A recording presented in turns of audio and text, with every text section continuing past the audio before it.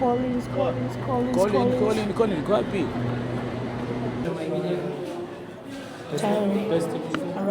Katika zile siku tatu ambazo mtume atakuwa katika jiji la Dodoma, hii tunasema ni katikati ya nchi ya Tanzania hapa, na ninaamini maelfu kwa maelfu ya watu wataenda kufunguliwa. Nikujuze tu ya kwamba niko na David Pasco ambaye pia tulikuwa katika safari ya SGR, lakini pia niko na Lucia Peter, huyu ni mwenyeji ambaye yupo hapa katika mkoa wa Dodoma.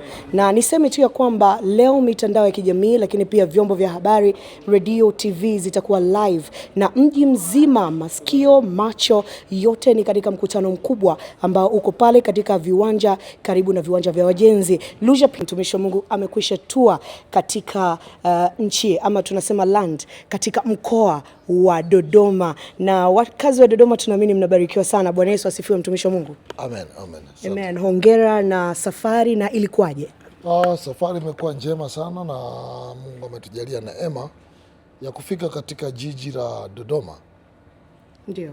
Na tunamshukuru Mungu, tumekanyaga ardhi hii kwa kazi ambayo tumetumwa kuifanya. Apostle, 2026 umekuja kiu tofauti. Tumeanza kuona umeanza kuzunguka katika wilaya na zile sehemu mbalimbali kubwa. Tumeona Bahi, Kigwe, Msalato. Na hii ni kwa sababu gani? Na pia umesema ni malango yako kufunguka. Imekuwaje mwaka 2026 kwa staili hii hapa mtume?